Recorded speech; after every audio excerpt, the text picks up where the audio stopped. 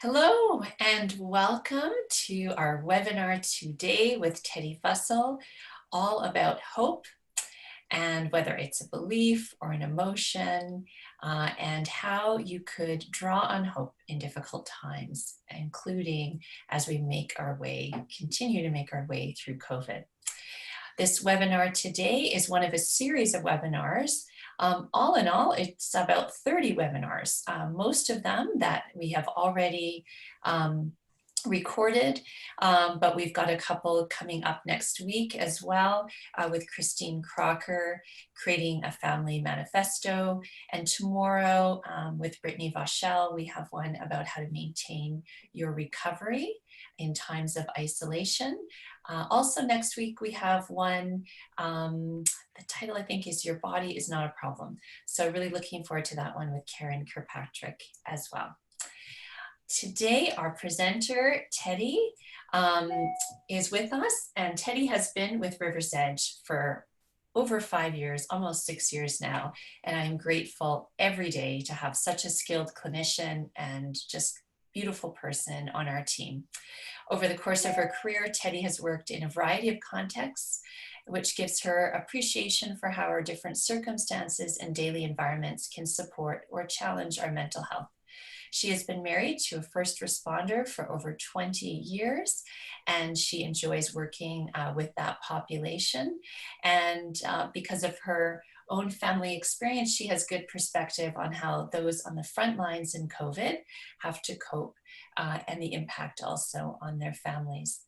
Teddy sees adults at River's Edge Counseling. She helps them with mood-related concerns like depression and anxiety, and also with hoarding behavior. So now that some of us have been home for quite a long time, we've either had a chance to sort through our clutter or just maybe even notice it with curiosity. Teddy also works a lot with couples, and one of her specializations is helping couples with conflict and communication challenges, especially when they involve a betrayal of trust. So very grateful to have you with us today, Teddy, and with that I will turn it over to you. Hi. Well, welcome everyone. I'm appreciative of Nicole and all the things that she offers through River's Edge Counseling to be able to bring this to you today. And here to talk a little bit about the experience of hope. And if I can get it to play. Many people have asked whether it's a belief or emotion, but a particularly important thing that's been the focus of our minds through coping with the many changes that this pandemic has challenged us with, as well as the new, some of the significant events, such as we're seeing in the last couple of weeks around issues of justice that become very challenging times. I loved this picture and wanted to start with it. Not only are these a series of colors that always make me feel hopeful and connected, but it brings a number of symbols of hope. The anchor, if you can see with the pearls and the lights, the lotus symbol being an ancient symbol of new birth, and certainly the nature experience there. And we'll talk a little bit more about symbols in a minute. When I first started looking at the idea of talking about hope and presenting on that, and looking through a number of articles, there really was a lot of conversation in the literature challenging whether, is this a belief that we have, or is it an emotional experience? People talk about feeling hope or hopeful. And I think that's really a matter of semantics in many ways. My first introduction to the concept of hope as a professional practice was when I was in graduate school, and I was asked to do a reflective exercise with a number of questions of asking about my hope. And I found myself getting very angry trying to answer these questions, because it felt like these questions were trying to have me take the very bricks of my experience from the bottom and put them on the top. And that hope being such a foundation to my orientation to life. But as I got to work through that exercise and learn a little bit more about it, I really discovered that we do need to be much more thoughtful of it and not just sit on top of that foundation, but really being aware and where are the cracks in it and what can help shore it up. So I really believe that it's maybe not as important to ask whether or to answer whether hope is a belief or an emotion. Certainly you're welcome in the comments to forward your ideas or definitions of hope. But to me, it's important to engage with it and infuse it through all the aspects of our life. So, and I define that, and I've structured this talk to look a little bit at, hope as a mental experience, our emotional experiences of hope and what might support that, how we can engage with it socially and physically and spiritually as well. Some of these suggestions will cross over and might seem to fit in another category for you. That's fine. I just think it's important to think or have some structure in the way that we think about it moving forward.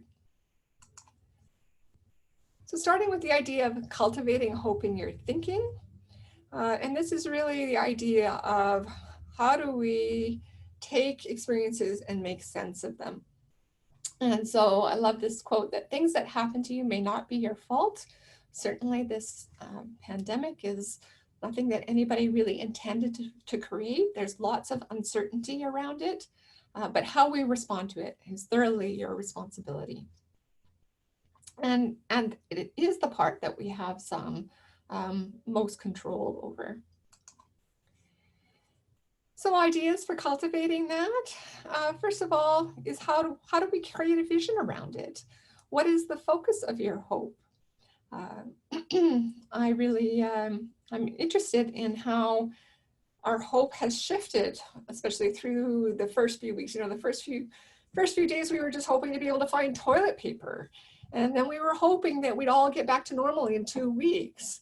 And now our hope is, I think, much more focused on a long-term adjustment. How do we integrate some of the silver linings of these things into our new way of being, and where can we hopeful that we can return and re-engage with some of the things that we are grieving and that we have lost, for sure.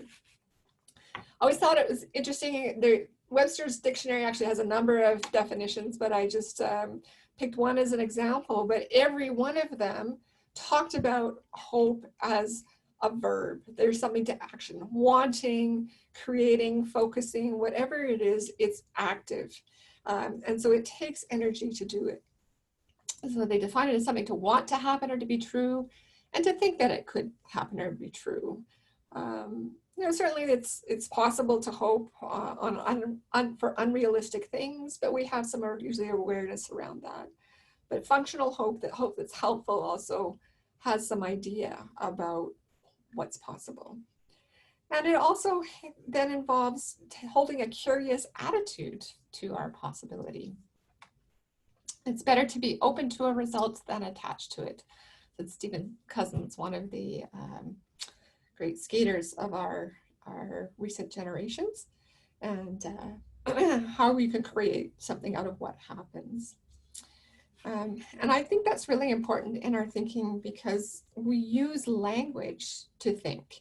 And how often do we use language to create a different outcome? We use a pun, a play on language to create an emotional experience of humor or lightness. How many of us have ever had anger resolved a little bit by having our friend present a different way of thinking about something? So they're tied very much in together about how we can do that. Creating a vision is also really important about, what are we focusing on? One of the philosophers that I was reviewing talked about hope, gave the example of having 2 cancer patients that chose to engage in an experimental treatment. And in talking with them about it, found some differences where one patient was very much focused on engaging in this experimental treatment, not so much for their long-term outcome, but for the benefit of others or future generations. The other person was much more focused on, a very limited possibility of a miraculous cure or an outcome for themselves, even though their hope about it was very realistic. So having that vision, but not being married to it, looking for or exploring that kind of curiosity, I think is really, really helpful in engaging in a hopeful kind of thinking kind of way. And as I said, how do we tie that then to our emotional experience, or how does that have an influence on it? I loved this cartoon when I found it. I still have hope for humanity, not for any particular reason things or any evidence necessarily, mind you, just because it feels better than having no hope. So that's the other thing I talk a little bit about is, yes, hoping or directing or focusing our energy and our thinking might take some energy, but how much energy are you using when you're focusing on what's not hopeful? And I tried to really point that out to my daughter the other day, and she just felt, when she got her first email about being able to return to a place that she loves, was the gym, but she was reviewing all the structures and different changes and how that was going to change her experience, and really feeling the disappointment around that rather than being very excited about actually being able to get back to the gym. So she just really needed me to be a good listener at that point, and I wasn't very tolerant, I have to say, but unfortunately that helps us when we can shift where our experience can be. So how do we create that, or how do we shift to that? Dreaming, imagining. I have some rocks in which they are laser cut, that one says dream, one says imagine, and the other says create. Before we can create something, we have to infuse with it, float it around, just feel that dreamy kind of feeling. But sometimes we have to be quite mindful of that. What is it in those difficult emotions that we might be experiencing, our pain, our anger, or our fear? And what's the opposite of that that's implicit? And how might we search for that? Okay. What emotions are we missing in that our anger or our pain or our fear is telling us about? And how might we begin to engage with that? So Alicia Salazar was a psychiatrist who was working in a hospital that was one of the first grounding places for, or first response places for, many of the first responders who responded to 9/11.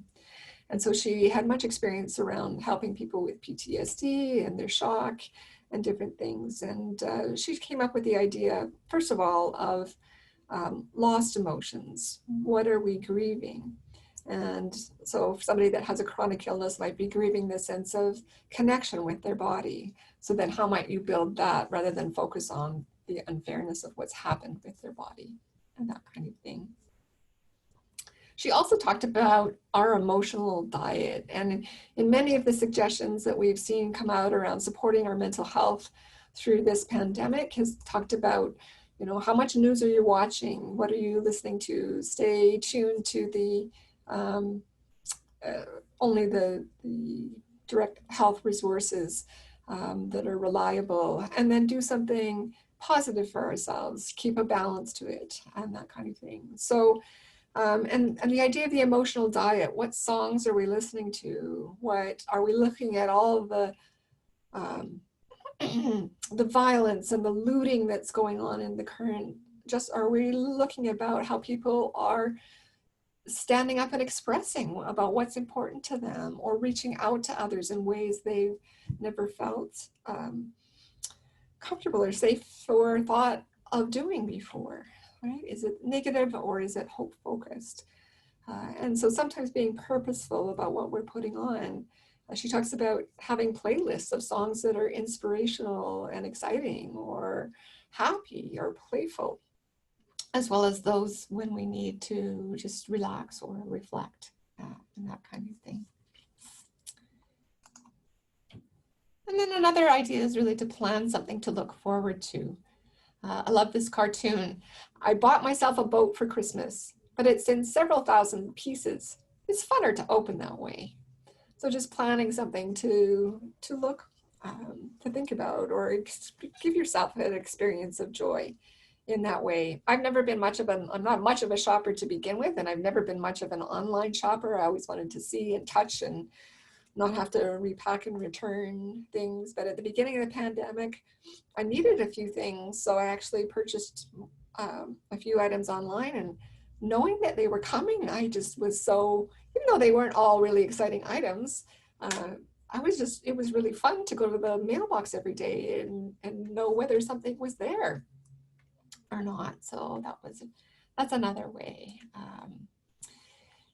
And it doesn't have to cost a lot. It might be, just planning a picnic for dinner instead of the usual structure that we have. Or, one way I always got myself through all the writing that I did in university was to promise myself I could have a candy or something sweet because I love sugar, if I could just get down 1 or 2 sentences. So it doesn't have to be a big thing, but having something that always is directing our hope forward from our current space. Hope is very future focused, right? And we don't want to always be too far in the future, but looking forward or something to move towards keeps us active and engaged in that. How can we begin to cultivate hope with others as a social experience? I love this quote. Hope is like a road in the country. There never was a road, but when many people walk on it, the road comes into existence. Right now, one of the things that we're working on together, there's lots of, signs in people's windows and things about we're in this together. We're working on health together. We're working on justice together.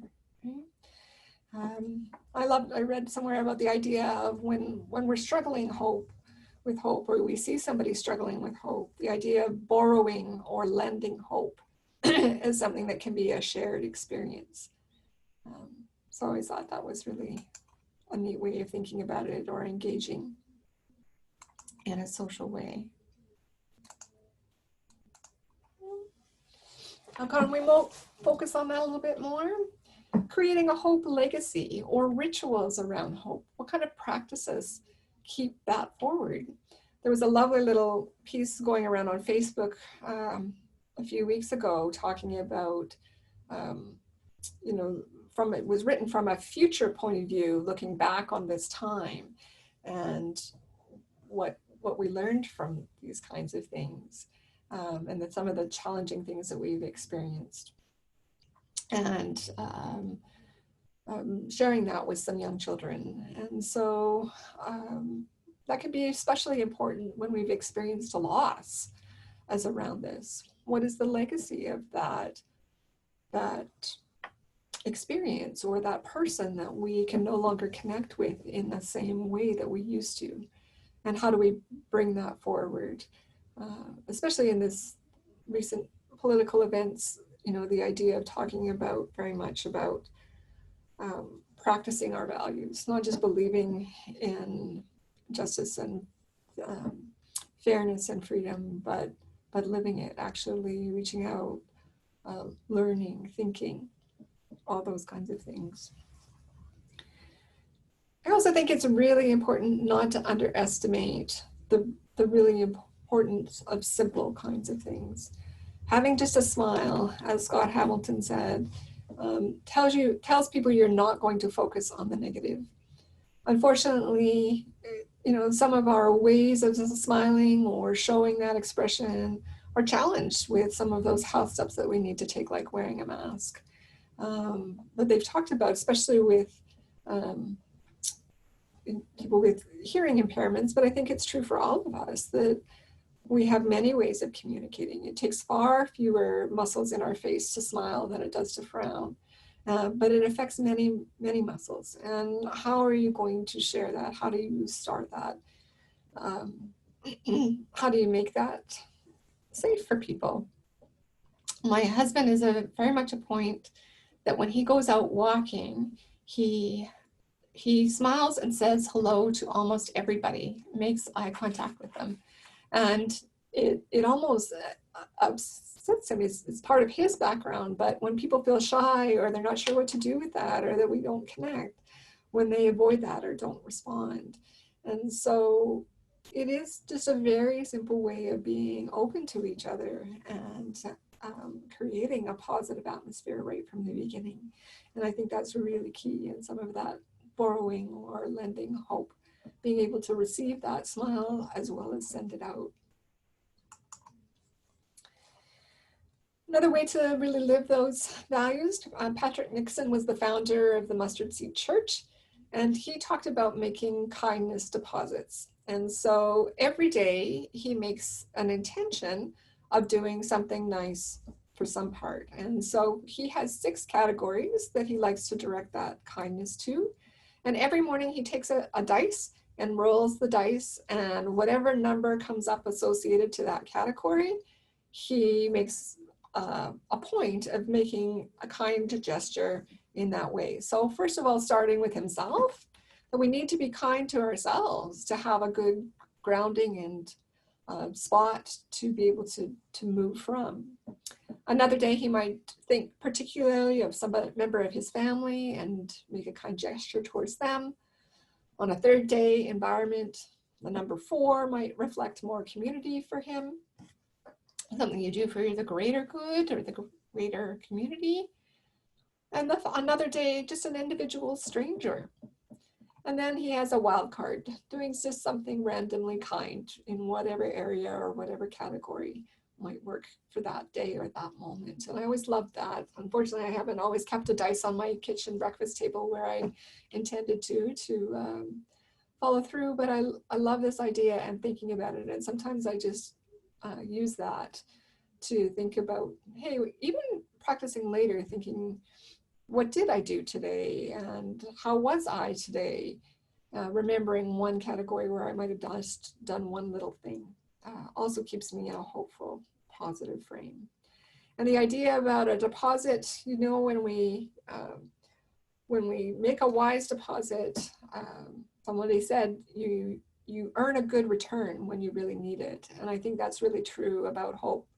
If we can be mindful of engaging with it and making good deposits around it, sometimes when our hope is a little more challenged, there might be a good return come back towards us.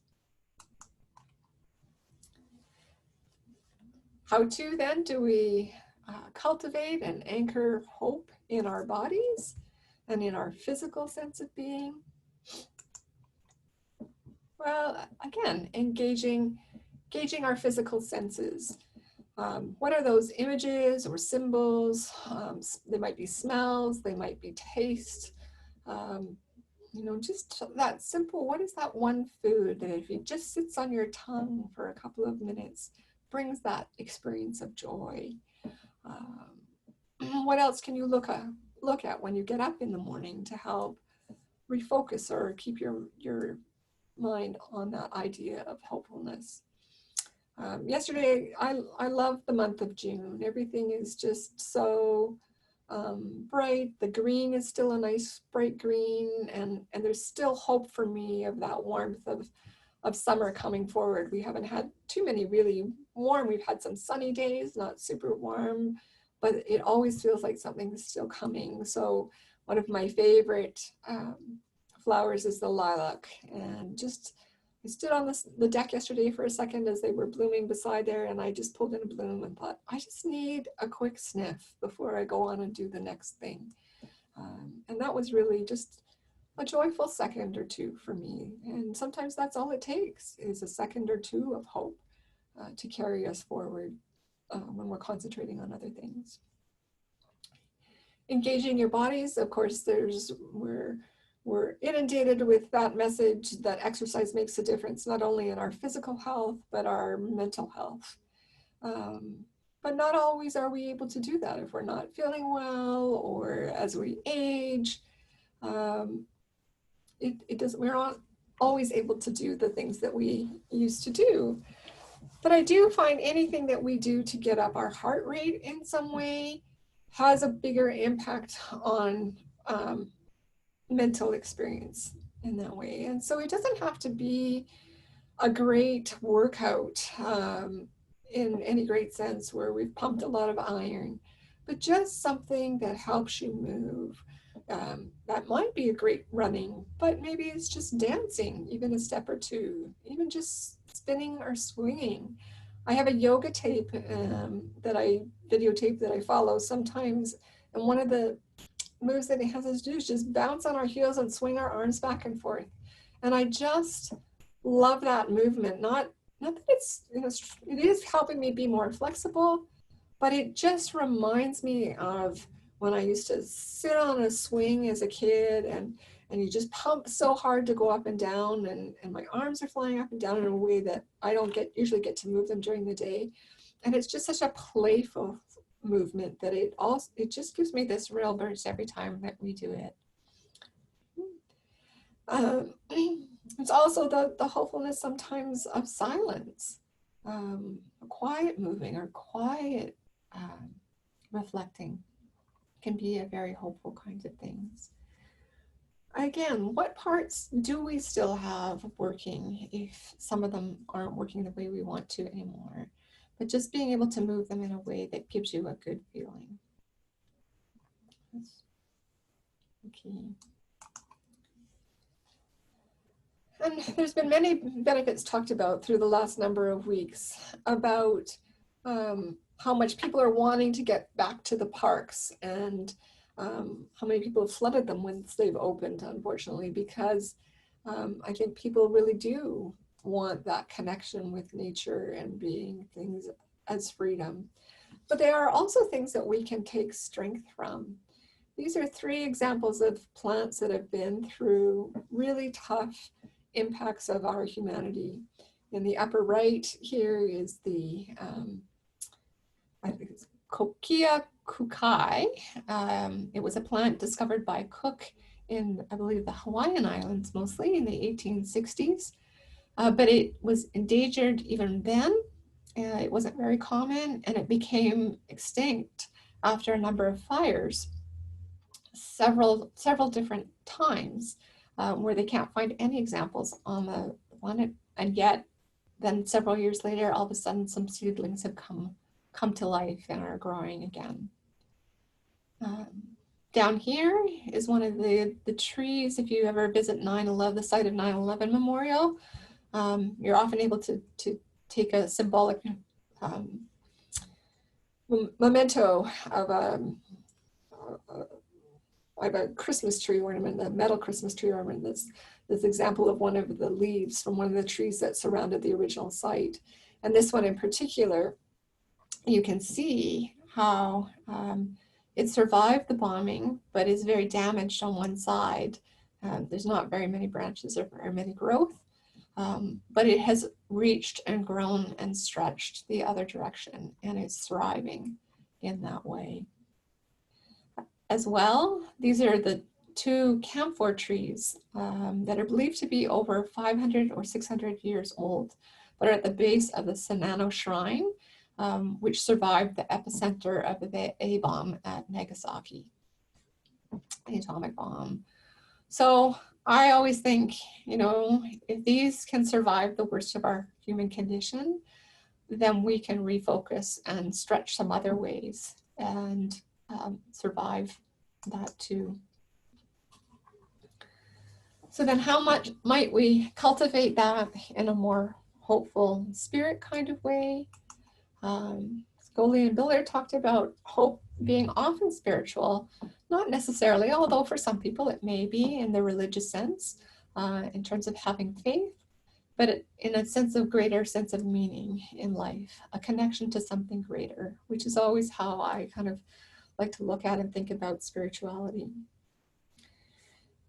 When we have hope, as I said, it's grounded in the future. So maintaining it and sustaining it, sometimes we need to suspend our need to know. Our need to know how many weeks do we need to be under the COVID restrictions before we can get back to normal. We don't know that, and we'll never probably know that. So how are we coping right now?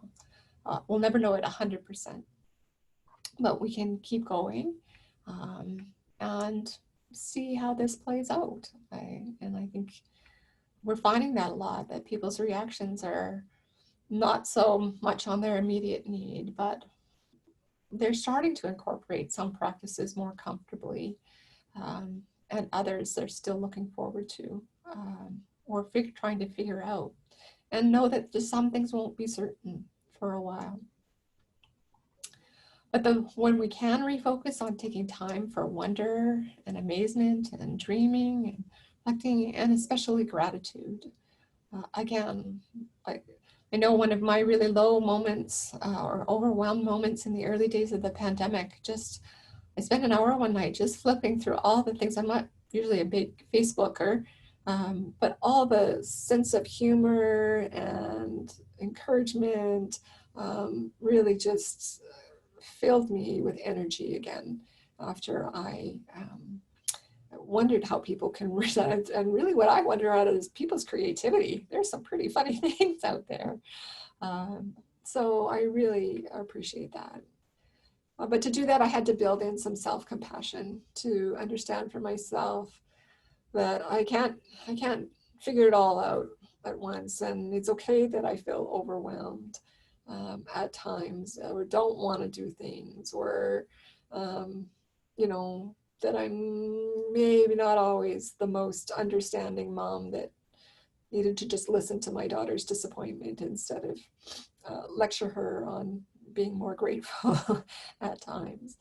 So, being gentle with ourselves, I think, is in truth a spiritual practice in many, many ways, but helps us create energy and space within ourselves so we can turn out that outwardly.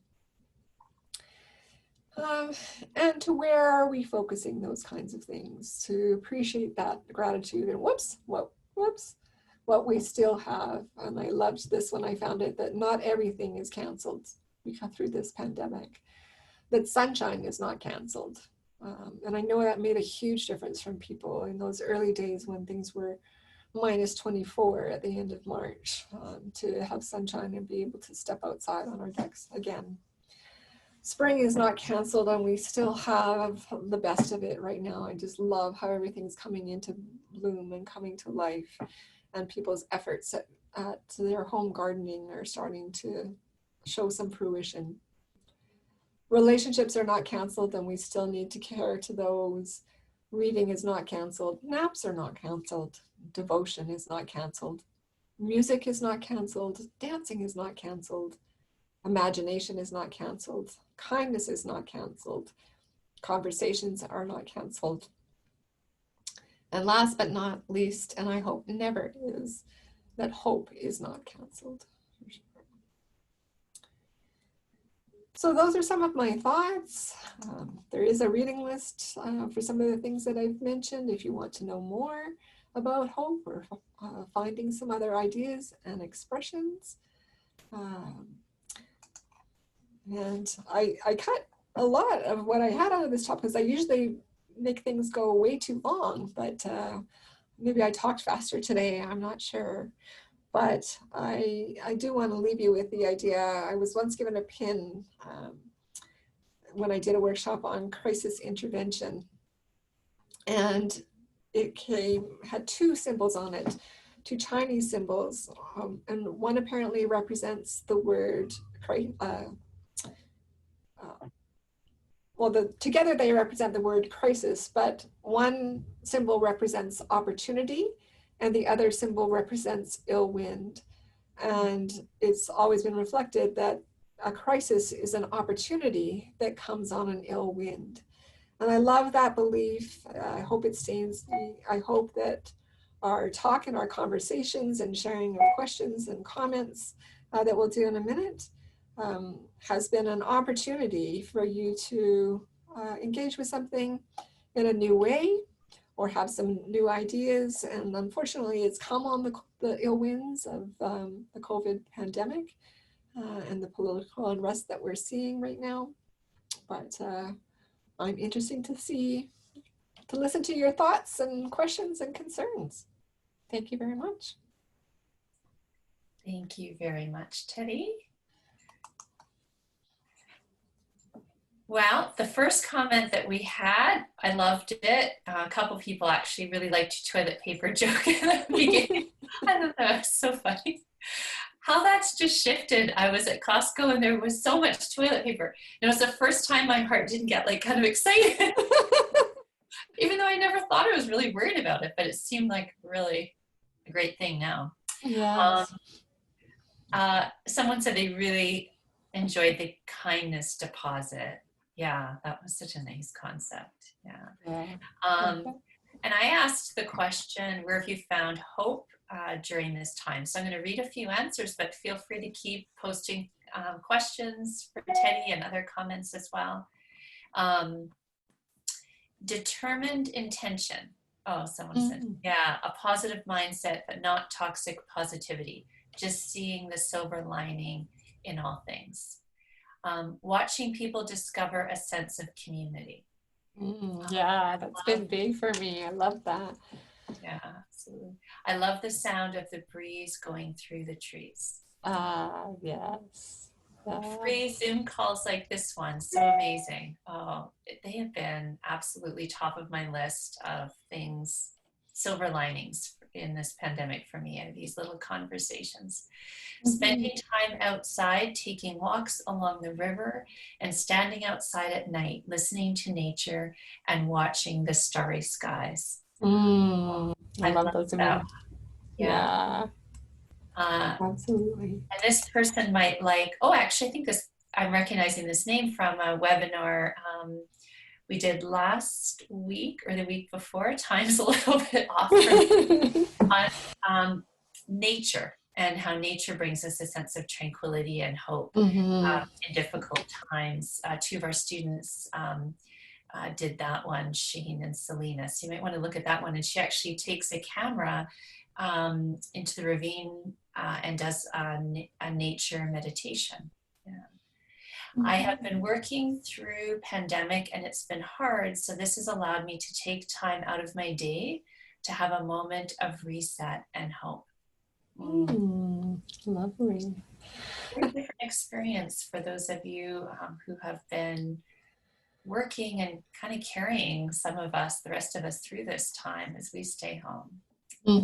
It's been a really odd parallel to feel and hear some of these stories and then not be feeling the same things if you've been working hard still, or people that have been working overtime to get things in place. Yeah. I think of often thinks of all those government workers that work for that had to take all those applications and things for financial support and get those IT processes up to place. Yeah. They're often ones that we haven't thought of, for sure. I haven't found, I can't think of other people in my life with this exact experience of being able to share it, but when you have both of those experiences happening in the same household, my husband's, he's a physician, so he's been out and leaving the house and had a very different experience than me here, doing a lot of Zoom webinars and at home with the kids. So really interesting dynamics through this. Someone is saying, thank you, Teddy. I find the little concrete suggestions like the kindness dice idea are very helpful to move forward when it is hard to find motivation. Absolutely true.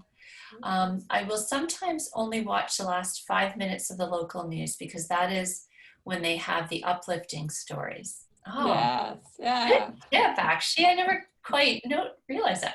Reminds me that this is bringing out the best in people, and that gives me hope. Yeah. There's also, I'm sure I posted it to the River's Edge Facebook page. It's like of the 2 or 3 times I looked on Facebook in this. The guy who played one of the main characters in The Office, he's doing good news story, like a newscast every week. And it is so hard. Do you remember his name or have you seen it? No. Oh, I'll think. Anyway, it's so heart lift, just wonderful news stories, which is really, really nice to hear. I'm a professional musician. From that perspective, music has been canceled. Yeah, in many ways, how you like to do and offer to the world has been cut off. Yeah. Yeah, and that's never want to not respect the losses of things for people, right? But finding Well, that way to redirect that. Go ahead. Yeah. No, I didn't mean to cut that off. That's very true. As soon as we say one thing, one aspect of the experience, someone has another piece. Yeah. Yeah, and I've been attending lots of, well, a few online concerts for musicians I really like. Maybe concerts I wouldn't have had a chance to see, but it is not the same. And it's just a reminder of people's livelihoods being so shifted in this. And somebody is rescuing me. I recognize this person. She's works in our community here. John Krasinski. That's right. Yeah, really neat kind of to watch. Someone is saying planning something to look forward to is really helpful thing for me. That really resonates for people. Yeah. Yeah, I've realized in this how much of my pleasure and sort of wellness in daily life is built around things I'm looking forward to. Maybe a family vacation or a get together or an event, like how much of the day if I'm struggling or I'm tired, I'll think of that thing and it lifts me up. So many of those things aren't there. So I was just thinking to myself yesterday, I need to build in things I know, that I can look forward to, that I know will happen, to have that to draw on. Yeah. Yeah, finding where we still have power and choice, especially when some of that has been taken away, for sure. Just give everyone another moment or two if you have any other comments or questions for Teddy.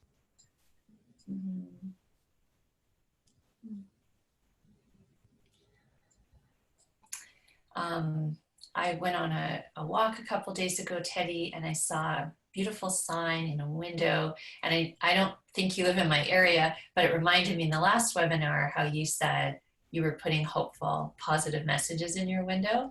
And I loved seeing that thing in that window so much. I just thought, oh, I love it. Teddy's doing that in her neighborhood. Wish I could say I started doing it. I didn't, but I really appreciated it. Yeah, and unfortunately, one of the things that my husband always does before Mother's Day is wash the windows, and he hates it when there's sticky tape all over it. So I did take some of them down. I meant to stick smaller versions back up or something. I haven't quite yet, but it was really fun to do. Oh yeah. But I was thinking even when I started it, I thought, at some point I'm probably going to run out of ideas. I might have to do reruns, just like Hockey Night in Canada. Yeah. Yeah, maybe that's the thing. Sometimes we have to take our hope from the future back into the past, right? Is I know when the NHL was playing some of their great games again, it was like those really exciting, tense moments, and just sometimes reliving those or remembering and remembrance can be a great way to engage in an emotional experience in a positive way again when we can't have something in the future. That's very true. Yeah, a couple evenings ago, my son for his grade 6 grad, they needed some pictures of him over the years. So it brought me into my photo file, and that really lifted my spirits to kind of relive some of those moments and trips from the past. Yeah. Someone's saying going for a drive rather than being stuck in the house. Yes. Yeah. Just putting a little distance between us and our home can be really uplifting. Keeping positive and hopeful people around me, limiting exposure to toxic people. Yeah. Choices. Yeah. Somebody really liked reruns. Love it. Yeah. Well, and if they're not able to make new movies and TV shows anytime soon, people might start watching a lot of reruns and TV. Yeah. For sure. Although I heard today that some company shot a movie, a romance movie, in some way they found to work a way around doing it around the oh my goodness, restrictions. Is it a Zoom movie? Like, are they just maybe? Well, a lot of people are Zoom dating, so yeah. Oh, looks like our chat is winding down. Thank you for Okay. participating. I just Yes, love thank that. you for your comments, everybody. That's great. Yeah. And just leave you with the idea that hope is powerful. And so the more we engage in it, the more we'll keep strength in ourselves and our community. So, yeah, thanks for that important reminder. And feel free to connect with us again in any other way, emails or questions down the line to keep, if that would be helpful in keeping hope alive for you. Yeah, absolutely. You can send an email. My email is nicole@riversedgecounseling.com, or a main email if it's questions for Teddy. We can forward them to Teddy as well. If you have any other ideas about how we can support you through this time, I'd love to hear it as our webinar series winds down. Feel free to enjoy the recorded webinars online and the few that we have coming up. And otherwise, I will just say goodbye to you all and stay well. Bye.